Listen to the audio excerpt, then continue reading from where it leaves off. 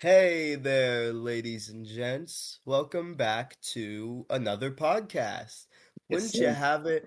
This time it's only me and JP here, but today we're just going to be going over everything that's happened since the last time we've done one of these. It's been a very, very long time. When I say very, very, I mean very, very long time. We're just going to be talking about how life's been treating us, what comics we've been getting done, and maybe some new things, maybe. But I'll let JP take the lead here. Okay. First, I want to start with thank you to everybody who's been supporting WGI and everything. I mean, what? Like 2 days, no, 3 days ago, it was WGI's birthday, and I was just yapping in the announcements channel in the Discord about how we have how far we've grown. We now have 300 subscribers on YouTube, over 50 members on Discord. It's all just going good for us right now. And we really appreciate the support because this is crazy. Uh, I'm not gonna lie. I've been offline for a while and I kind of forgot that it was WGI's birthday. I was supposed to release something on that day. Bro. Uh, Bro. uh, Come on, bro. so you know what's gonna happen? I am gonna release something, hopefully, maybe, not really. You guys aren't getting jack squat from me. I'm joking. Okay. I'm joking. I'll do something, you know. It's been a couple of years since me and this dude first met. 2023. That's such a long time. 3 years ago. Yeah, I know, 3 years ago. It's weird. Like everything that's happened since then has been so great. We had a retro, we had a Tony, we had an Enzo and an Ines, we had the orbs, we had everything. And now I've updated from many, many art styles from the first time that I first started, and now it's just crazy. It's absolutely wild how far we've actually come. Yes, it truly is.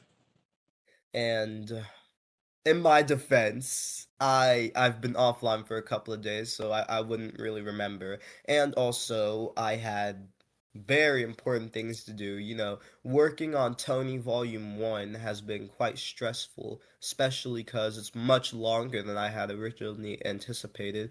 And I'm also working on a Murderous Gander at the same time.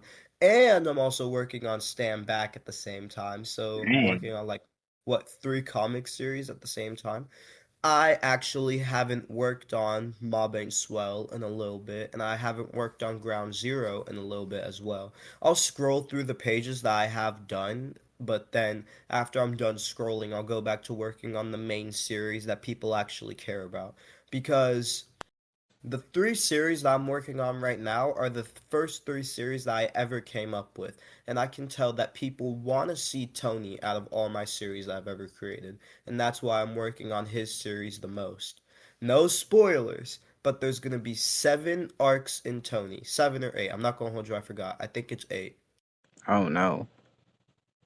Oh yeah, it is 8 arcs. So 8 arcs in Tony, and when you look at the cover page of volume 1 and you see all the letters in Tony's name, like Tony the Ordinary Guy, if you look at the letters in Tony and you look at the letters in Guy, you'll see that they have special designs. I'll let y'all guess what those are going to be foreshadowing in the future. No spoilers, like I said. Oh man. JP already knows because I tell him everything. Yeah, he really does. Yes, literally everything. Sometimes I don't even have ideas, and I'll just be pulling things like a rabbit out of a hat when I'm on the phone with him. He just make it up on the spot. Exactly. But to continue, to talk about some things that have happened while we've been away from podcasting, me, I have updated my art style 3 times. I came up with a new comic series, and I came up with a new way of animation that actually works. Oh, oh wow. Yes. And of course, I've done some more Tony art. I've also began going back through old art that I've done and revamping it so that way it looks more like my art style now. And I've been pursuing music so that way I can try and record things for, music. So that way JP's not the only person who's making this stuff. And little teaser, new comic series I'm working on. It's about a guy.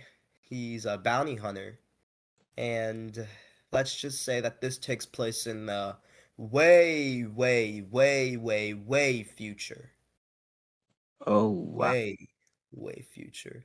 So, so this is after all of my comic series have ended, like all of the ones that you have now. And I don't really see this as a spoiler, so I can give this to you all. Mob Ain't Swell is gonna have 10 volumes. Ground Zero is gonna have 5 volumes. And A Murderous Gander is gonna be the shortest series that I've ever made, with only 3 volumes under its belt. Oh, a murder scander. Oh, okay, that makes Yeah. sense though. Cause stand And you back may on. ask, why does Stand Back and Tony not have a volume count? That's because those are my two longest stories. Originally, Stand Back had no purpose of existing. It was just a comic that I made just because, something I wanted to do. But now I've given it an actual story, an actual genuine thing that I believe that everybody will enjoy. Everybody that can appreciate true literature and undermine the copyright laws, but still. Yeah, just don't worry about it. Anyways, I've been taking up the stage a lot. Let me let my boy talk. Okay. Well, before I do the rundown on how things are going in my comics and stories and all that stuff, I'd like to say that it's been a year since we did the podcast, and yeah, so if my presentation skills are not very good, then you know why. Um anyway, so first up, I'm going to talk about the orbs. Um the orbs now has like 6 volumes completed with like the storyline and everything. I still need to add some extra details. I can't spoil too much since like the orbs is like a very well written story, and like I'm trying to like present it good. Like Tony, for example, right? Um JM. Yes. Yeah. Just like Tony. I can't like spoil the orbs, but it's been going very well, and yeah. I've been spoiling all my comics since the start of them. Even the new comics that I've been making, I've been spoiling them. The only reason I say, you keep your comics inconspicuous so that way you can, like you can actually have a story. My comics, literally every time I make a new volume or a new drawing, it spoils everything. There's literally no point for me to keep making them, but I do it anyways because it's perfect. It's perfect. It's very, very perfect. Okay. We get Shush, dude. it. Okay. Dude. Anyway, All right. retro. I can spoil a little bit about that. Um, I'm gonna be so straight up with y'all. I only got 3 volumes of retro like actually planned out. Um, What? Wait, hold on. Wait, hold on. Hold on. But sorry to cut you off, but what do you mean you only have 3 volumes? Every time that we hop on the phone, you're always ready to tell me lore, bro. What do you mean 3 volumes? okay, so I kind of like you know how I am with like perfection and all that. I can't have retro just have all this filler. So I just like cut down everything, and now I'm restarting its lore and stuff. So it went from like 6 volumes to 3. So To 3 volumes? yeah, but I'm still going to be adding on. It's just going to be part of the main story anymore. Like, I'm also adding in the Christmas special that I made like a year back. That's also going to be canon. It's going to be taking place after volume 3, pretty sure. Yeah, because volume Oh, 3 is a whole lot and it's like a big war. You guys will see.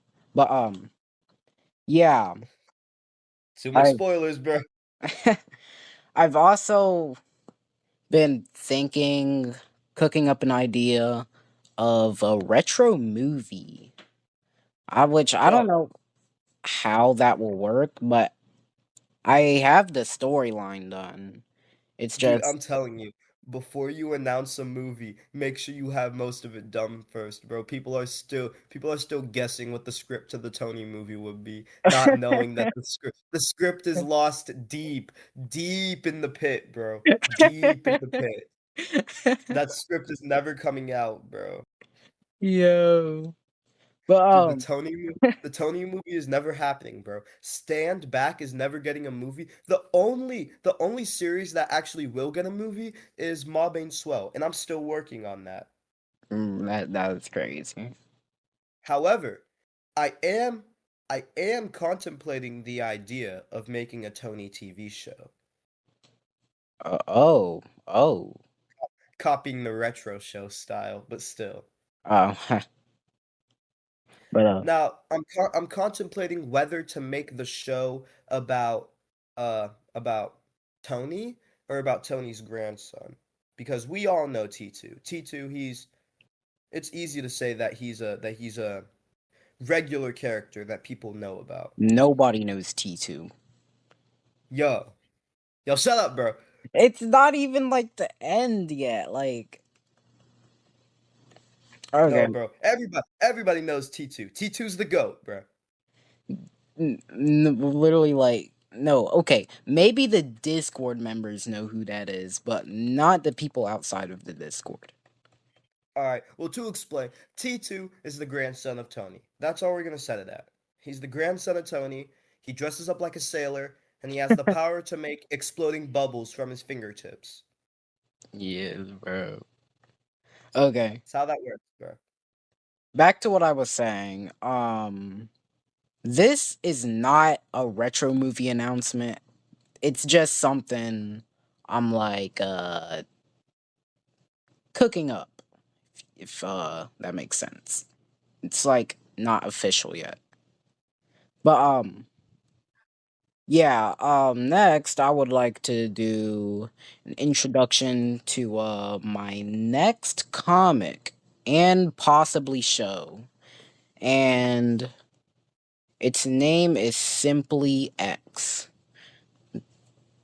This will be a full introduction about what it's about and all that stuff, because I know you guys have seen all of the albums that I've been dropping on WGI, just named X, official soundtrack, blah blah blah, and you guys probably don't know what it is. So I'm just gonna explain that. So it all starts with an alternate version of JP, whose name is just X, you know? What's with all Um these alternate versions, bro? You're True. stealing my flow, dude. I made the first alternate version, bro. I made the alternate JM. Holy stutter. Alternate JM, dude. That's just level. Level is the GOAT. Level. Yes, level in 83. And now we have X and boss. X and boss. What are you talking about, bro? No, bro, Who because is because boss?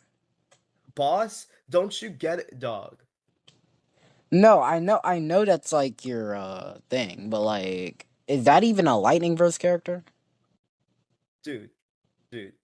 In a universe where there's a level and there's an 83, there's got to be another universe where there's a boss and there's an X. Well, Boss does not appear in X. Wow. Wow. He might. He might though. If there's a boss, I guess he could No, because no, no. like I don't want him to be a main character though. We already have too many alternate versions of characters. I want him to be a background character.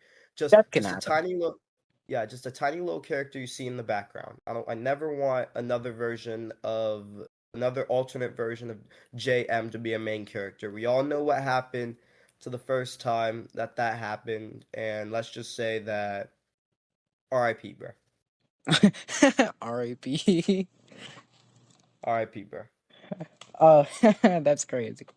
But anyway, yeah. So X is about an alternate version of JP who has a lot of like mental health issues. Yo, Um, what? he went to therapy one day, and his therapist told him to close his eyes and breathe in and out, and just like breathe, you know. But he went too deep into his thoughts, and he gets transported within his own mind. Now, I wouldn't say it's like no, it's like literally his like thoughts just like crumbled up into a world. Yes, it's not like literally his brain. Like, come on, but yes, and he falls like down into the sky. No, what? I meant like Yo, chill. I meant like he like falls down from the sky. Yes, that's what I meant. And he lands on the ground like very hard. And he's like greeted with like all these like townspeople. And like the sky is red, the trees are red, and it's like hot down there. It's like it's quite literally like Tartarus down there, but like still. He gets up and he's greeted by the townspeople, as I said. Um, they then like tell him and like say that he's like the two-faced savior, and X didn't know what this meant at first. But he like rolled with it. The townspeople gave him a train, and he started like riding on that train like throughout the entire place. And basically this whole like comic is just a mission kind of to like get to a mountain where he can then fight like monsters and stuff and get transported out of his mindscape to get back into the real world. It's very complicated, but that's like the rundown of it. uh-huh. Any questions? Uh, what's what's Captain Hook's real name? What are you talking Nothing. about? What No, are you no, talking about? nothing, bro. Nothing. Did you know that Kratos' name, that his full name is John Kratos? It, what? Full name, his full legal name, according to PlayStation, is John Kratos. Yeah, no, that's so like English. What the heck? Like his actual full name is John Kratos. That means that will make his son Atreus Kratos. Yeah, that is crazy. Not gonna lie. Does that mean that his brother's name is Demos Kratos? What? What I don't know. I feel like we're getting off topic here. I We gotta are getting off. It's all let me. because, like, who is captain? Like, what the? All right, never mind, never mind. I'll talk about my stuff now. Would you Yeah. like that? I'll talk about my stuff. Yes, yes, yes. All right. Well, he talked about X, so instead of talking about a main comic series, I'll talk about a side comic series that I have. I have so many comic series. What can I talk about? What can I talk about? You know what? I'll ask you. JP, you want to hear about the third arc in Stand Back? The third arc, sure. Yeah. Because I'm not going to tell you the second one, and the first one is really obvious. And the fourth and fifth ones are the last ones. Okay. All right. So, the third arc in Stand Back.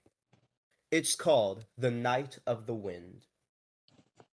Is is is that Sonic? Shut up! There can be many other things called The Night of the Wind.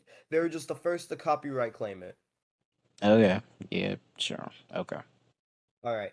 So, the arc The Night of the Wind. One day, JM is in the forest and he's just chilling. You know, he's laying down in a patch of grass that's hit with direct sunlight and he's just chilling. You know, he has his favorite clothes on and he's just being him. Until a portal summons out of nowhere. This is the first time that we're introduced to more than an actual comic series in Stand Back. So a portal appears out of nowhere with a lightning shape on it, and it takes JM through space and time until he arrives in a period that we call the medieval period. You know, many plagues, many sicknesses, and many people dying. So JM is just there. And now he's wondering to himself, wow, there are many more trees here than there were like 5 seconds ago. And he Bruh. stumbles upon a rock. And what's in that rock? A sword. And JM's just like, man, who would just leave a perfectly good sword stabbed into this rock? So he pulls out the sword, and then he's just like, wow, you know, this sword actually kind of looks like Excalibur from the Sword and the Stone. Bruh. Now, I want you to guess, what was the sword? Excalibur. Yes, Bro. the, sw- Come the on, bro. Sword and the Stone. And so then, JM walks into a local kingdom. Like, it's not much of a kingdom, it's more so a village, but he walks into the village and everybody sees that he has, like, the sword in hand. And then everybody praises him as the new king. And then he's just like, whoa, whoa, whoa. I did not mean to pull this sword from that stone. I just thought that was pretty cool, and I need to defend myself in the forest just in case somebody tries to rob me. You know, that'll make it the fifth time that I've been robbed this month. What? Anyways, so then he walks into like the castle. And as he walks into the castle, he runs into the princess. Princess Melody. Princess of the well technically queen because her her mother and her father are kind of dead, but Princess Queen Melody of Daringbridge. That's the name of the kingdom. And now she looks at JM and she feels a surge of love through her eyes. And JM feels the exact same thing. And so then she looks at the sword in JM's hand and then she's just like, wow, you pulled Excalibur from the stone. Bro. And then JM's just like, yeah, yeah, I know I did. I'm so great. I know. I'm just so great. And Um. then what? What? You have any criticism? What? Nothing. Never mind. Good. Now I'll continue. So, as JM continues through the palace or the castle, practically the same thing, but more so a castle. And then they reach the night room where JM fights off hordes of the knights that Princess Melody has gathered for like the royal guards.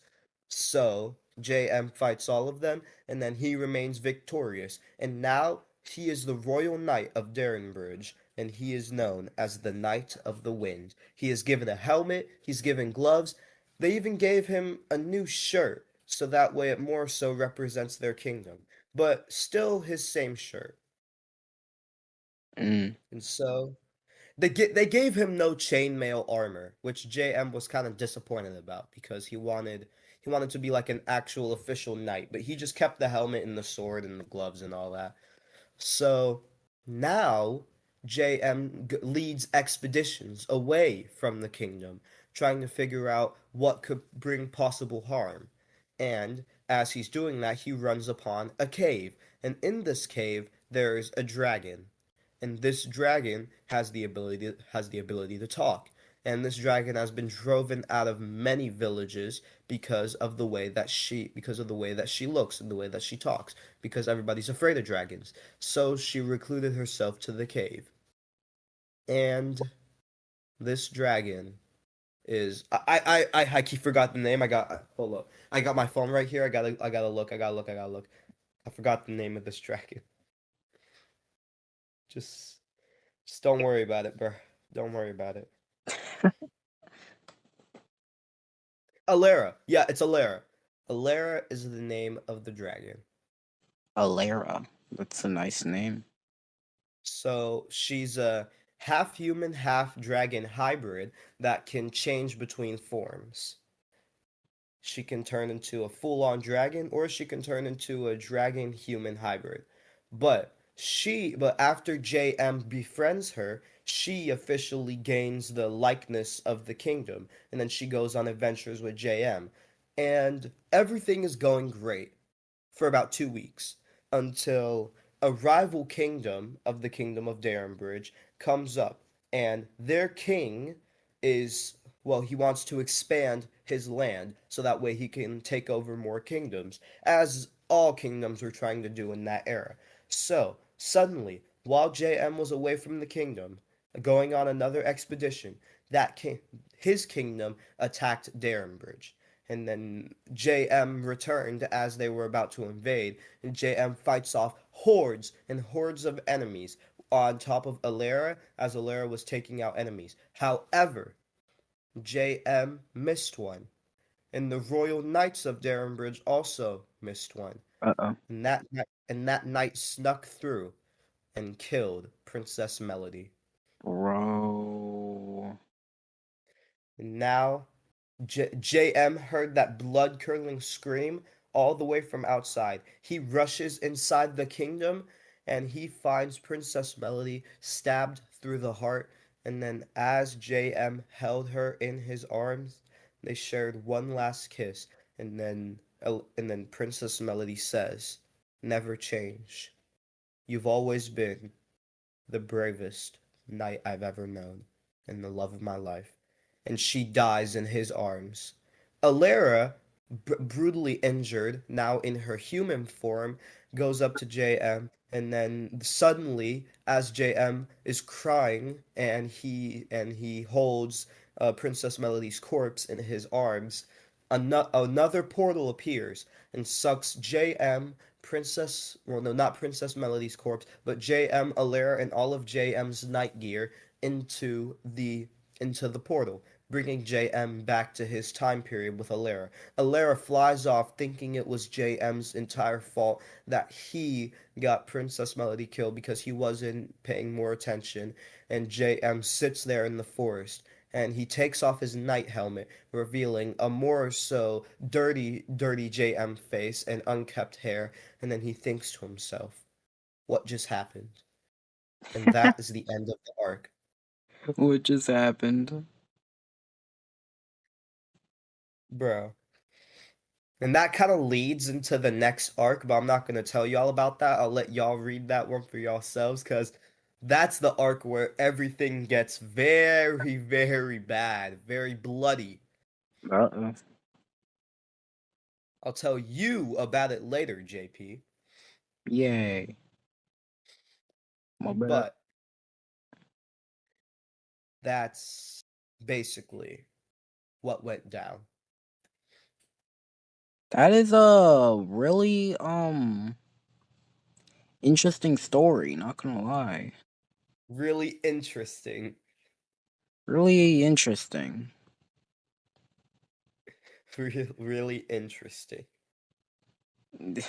Okay, yes, interesting. I'll take it. I'll take interesting. Um, would you like to dive into Lightning versus lore as like a total, not just comics, like Oh my gosh.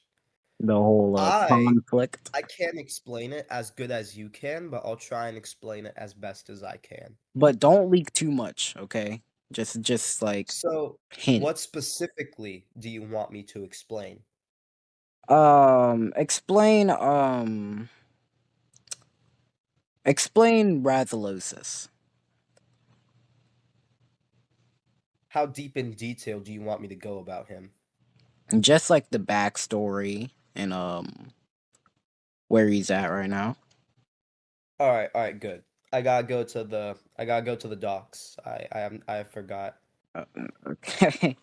Okay. Um Dude, what are you talking about, bro? His backstory isn't in the docs, bro.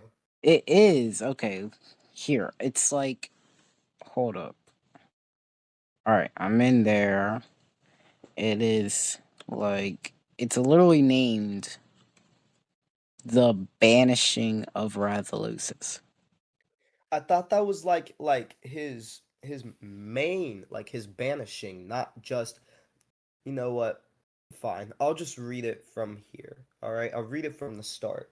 Right. All right. The Banishing of Rathallosis. Rathallosis was very interested in JP and JM's creations. He visited Retro Tony's universe from time to time, not messing with them, but just watching. From the sky, watching from the sky. Oh, I thought that was a separate sentence. Oh, I'm stupid, bro. Eventually, Rathallosis wanted to experiment, so using his powers of creation and deletion, just like JM and JP, he spawned a meteor the size of a mountain and threw it at planet Uniso in Retro's universe. This was before the Retro reboot. This meteor crashed into the planet Uniso, turning the planet into a hellscape immediately. JP teleported right next to Rathallosis with pure anger. Rathallosis was kicked by JP into a portal that leads to the underworld. JP followed Rathallosis down as he fell. JP summoned and wrapped chains around a mountain, then binded handcuffs that were attached to chains on Rathallosis. Rathallosis was furious. He let me go right now, yelled Rathallosis. I don't have to, ever, replied JP, as he just left. From then on, Rathallosis was trapped in the underworld, binded to a mountain, with nothing but fire, chaos, and his thoughts. He decided that JP and JM were horrible people, and they needed to learn from their mistakes. Rathallosis started planning for years on how he could get revenge. JP, on the other hand, was not happy at all. He fixed Planet Uniso and created a lightning burst law that allows nobody to be able to enter or exit the underworld unless you are JP or JM or you enter through a lightning burst portal. Yep. Yep. That's how it goes. I'm not gonna hold you. Despite me being in these docs for a long time, I have not read everything that have been in the docs. Why? I'm stupid. Okay. Oh, that makes sense to you. Okay, well like but yeah guys, that's how it goes. Um Razalosis was just like he was just low key mad. Even though he did that to himself. But yeah. I'm not gonna hold you. It was all of his fault. It was all of his fault. But to continue forward, now we're gonna talk about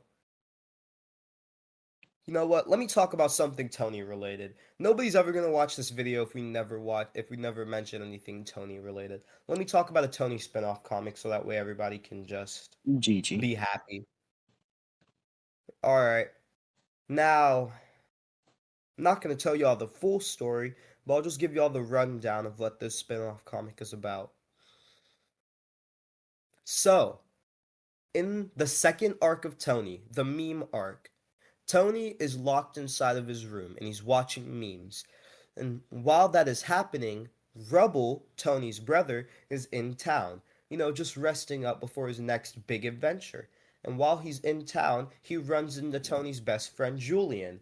Like, literally runs into him. And Julian is just like, hey, you're Tony's brother, aren't you? And then Rubble is just like, yeah, the name's Rubble Fishback. If you think my brother's wacky, then just wait till you'll see me.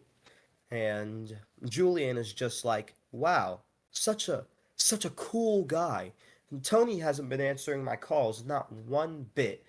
You know what? Let me ask Rubble if I can go on an adventure with him. So as Rubble is about to walk away and leave town for his next big adventure, Julian stops him, and then he's just like, "Hey, would you mind if I go on an adventure with you?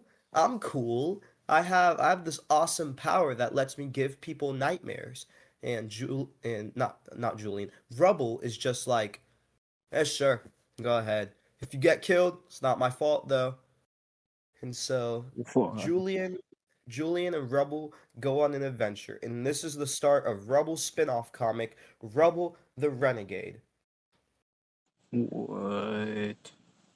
Now, the main purpose of this comic is that one day while Rubble was in like the mountain, Ordinaryville Mountain, because Ordinaryville is more than a town, I'd say it's more so like bigger than a town, but still not a state. He's in Ordinaryville Mountain, and he's looking at hieroglyphs on the wall. And as he looks at those like hieroglyphs, he sees a prophecy of Tony killing him some point in the far distant future. But instead of Rubble just thinking, "Oh man, my brother's gonna kill me," Rubble thinks, "You know what? I don't care. I'm gonna spend as much time with my brother as I can before I die. And who knows, maybe I can even break fate." So, Rubble, instead of paying attention to all the bad that might happen, he pays attention to all the good that's already been happening in his life. And, well, he never gets enough time to spend much time with his brother as he goes off adventuring. And he just goes adventuring with his brother's friend Julian. And he just lives his life like all great people should do. Oh, dang. And after this spin-off comic, we actually don't see Rubble until the fourth arc of Tony. Oh, rubble. It's funny. We see Julian in so many arcs of Tony because he's Tony's best friend. And Julian sold the bag, not gonna lie. Yo, bro, we don't talk about that. We don't talk about that, bro. That happens that happens in the fifth arc of Tony, bro. We don't talk about the fifth arc. Yeah. I mean, it's true though. Yeah, he did sell the bag pretty high. Yeah, he sold. He sold badly. Um, Now that I'm like in the docs right now, I kind of want to talk about the Codex of Order. Go ahead, brother. I'm gonna be muted because I keep choking on air. What are you talking about? I'm gonna be muted because I keep choking on air Hooting and hollering. while you explain the whatever you're gonna explain. Okay. Well, he's muted. Anyway, so I guess I'll start off with. Hold up, let me look. I'll start off with the Law of Echoed Will. So, in the orbs, I don't know which volume, if I'm going to be completely honest. Um, there was a character named Neo One, or his nickname was Insanity. So Sunside and Moon Snooze, they'd always run into Neo One, and he was really like different from the other orbs in the factory. He was like more ruthless and more just stronger than the rest. Um, but anyway, the law of echoed will. A creator's intent echoes louder than their words. So, Sunside and Moon Snooze, they defeated Neo One and like completely shut him down, threw his scraps into the garbage and yeah, whatever. But like as soon as they tried walking away, Neo One powered back on, even when there was no power source or anything to be like around. Um and he like stood up, and that was like one of the most aura moments in all of the lightning verse, not gonna lie. But like anyway, so the law of echoed will, even if a universe's events are erased or rewritten, the emotional intent of the creator can still shape its outcomes. So, when I was writing the orbs, I was very reluctant to write Neo 1 dying. So that is why he actually came back alive and powered back on, because the emotional intent of the creator didn't allow it to die, even if it was written in the original story. Jam, were you there? I am here. I've been listening. Did you hear all of that? Maybe. Uh, Okay, but isn't that like interesting? Yes, yes, it is. I can say that. Yes. So like even though it was like written, the emotional intent still allowed for a different outcome to happen. That is the law of echoed will. Um, let me give you guys another um codex law. Hold on. Before you say Yes. that, I don't mean to cut you off, but before you say that, I want to give, quite frankly, favorite, my favorite lightning verse law. Go ahead. Like if I can find it, my apologies.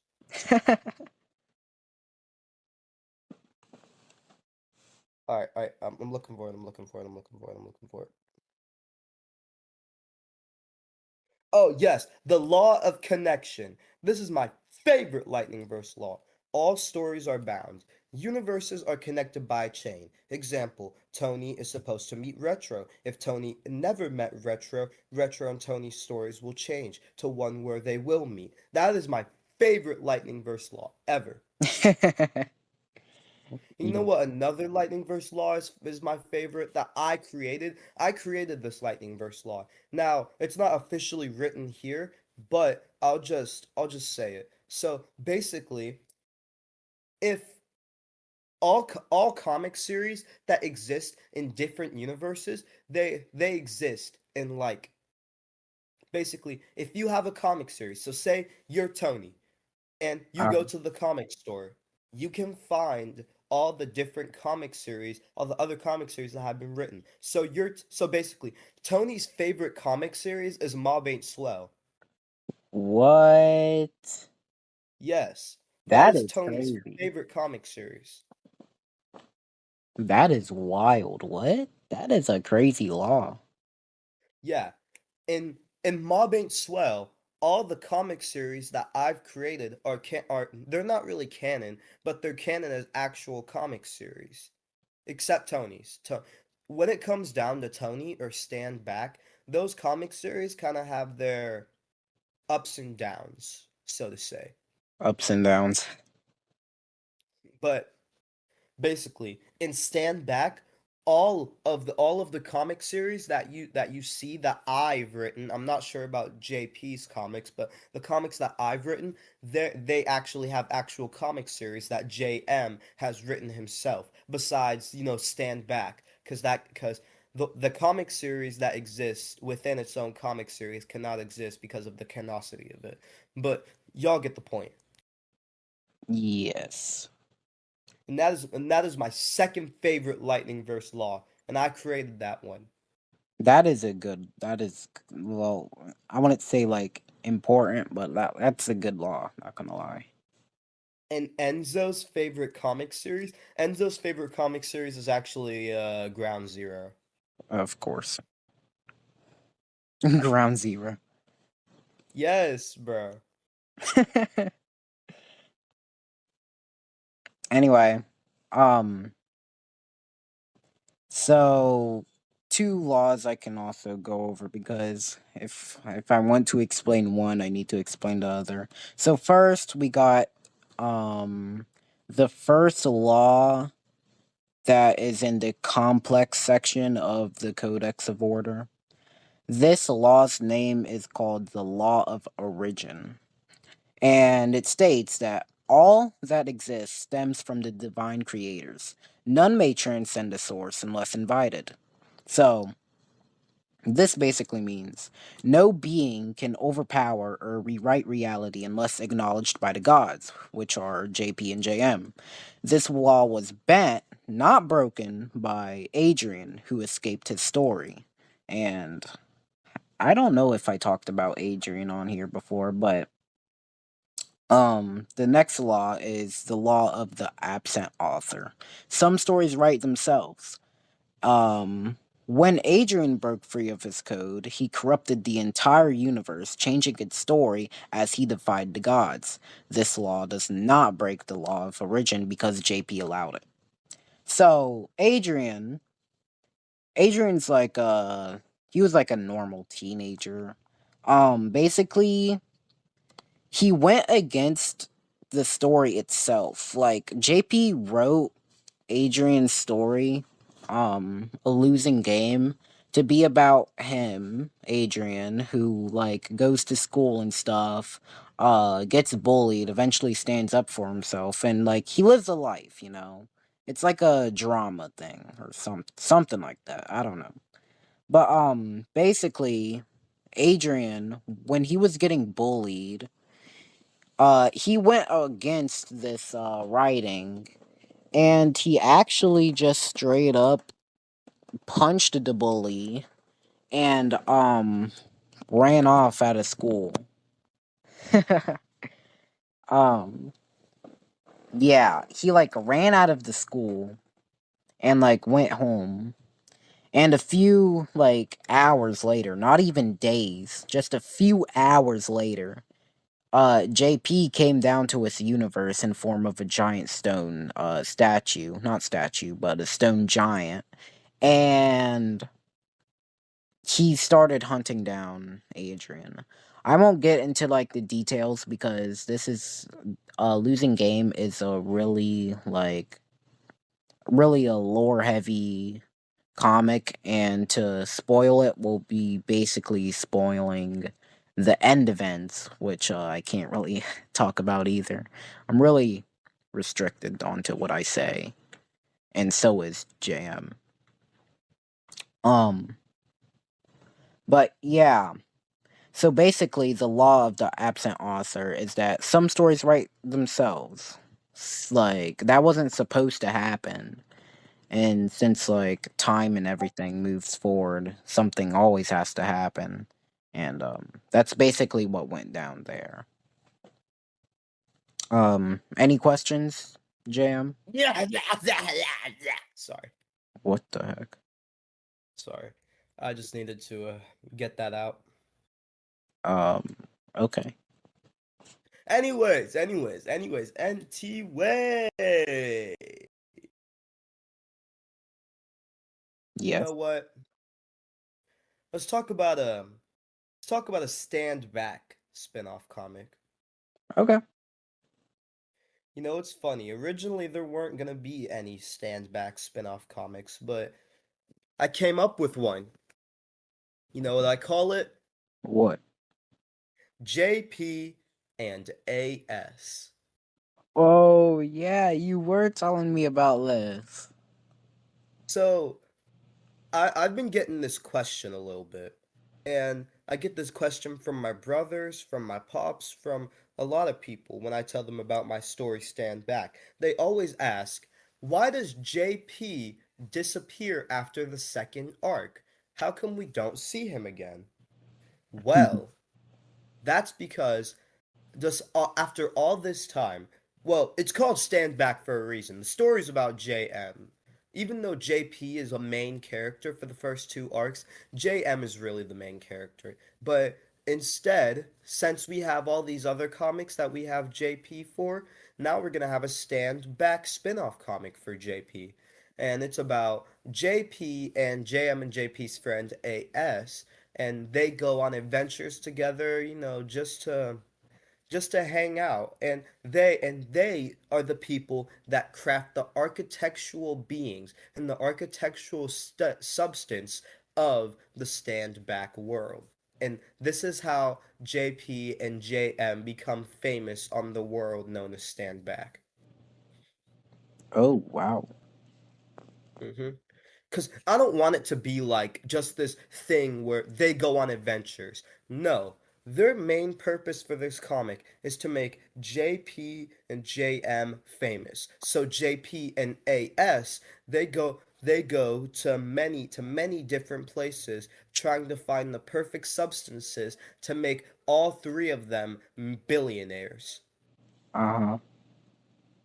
And AS gets what he wants in the end. He gets his own flight company and he names it AVI Airways, to those who know.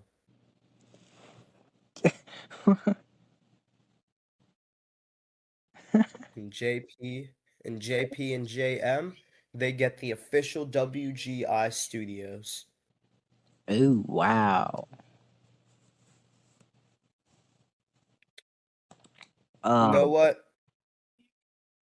You know what? We might have to wrap up this podcast a little earlier than I usually would hope for. But but this podcast has been it's been going great for the most part. So yeah. I'd say I'd say this was our most successful podcast. So clap it up for us. I bet nobody's clapping right now. Shut up, bro. Shut up. Listen. Listen. Let's wrap up this podcast. And ladies and gentlemen, I JM is leaving the building. I am out of here. JP, roll credits. Bye.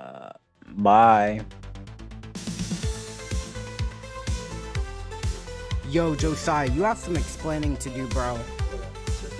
Why is the hand white, bro? Isn't that only for the evil people?